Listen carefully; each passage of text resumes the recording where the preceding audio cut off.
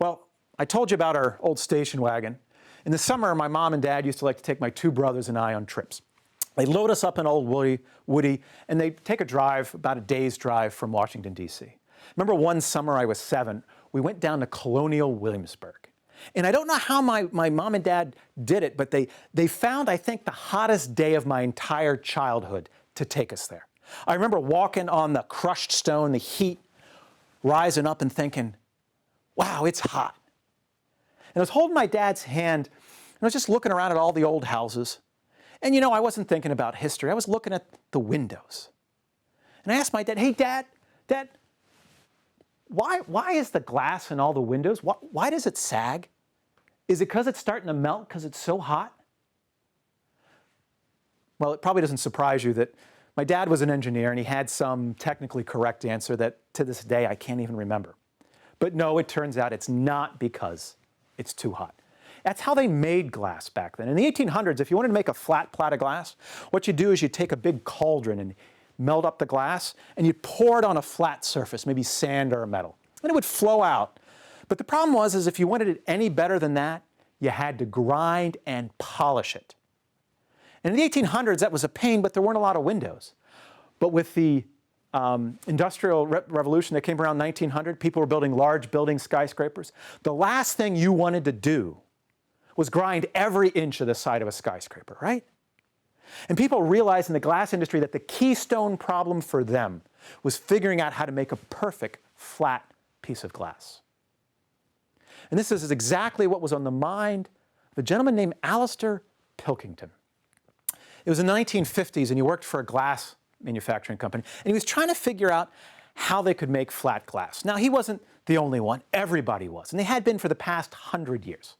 And so Alister was at home, and he was cleaning some dishes. Now, this was back in the 50s where you had to scrub your own pots.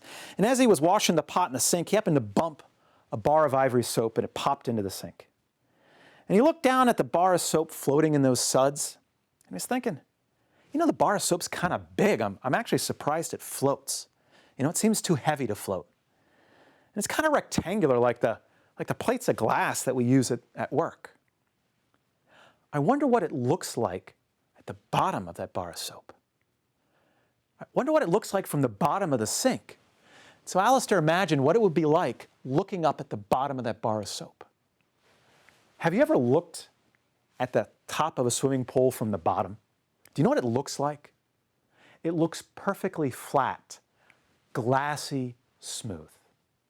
Alister realized that if he could just take that molten glass and pour it onto a liquid, it would flow out perfectly and be perfectly smooth and optically clear.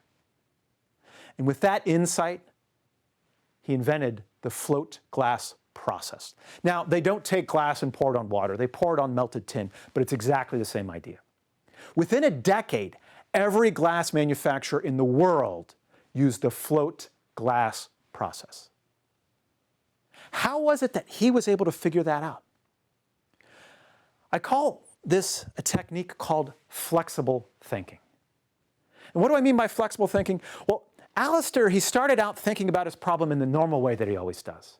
And then he just let what happened around him, this bar of soap, how does that have to do with this problem? Imagining the bar of soap as a plate of glass. And then he thought, what does it look like from the top? And what does it look like from underneath?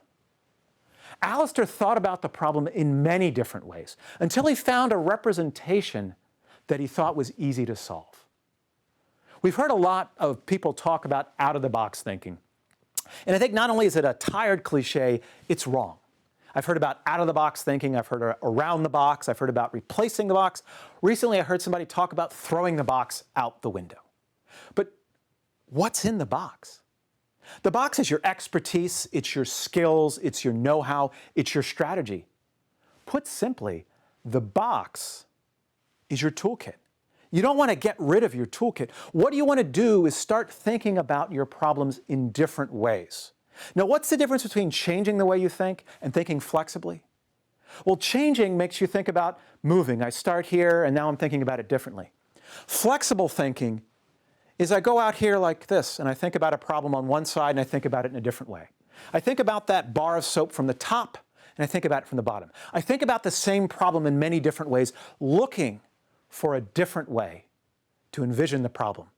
Because if I can find a different way to represent that problem, sometimes the solution is just like that.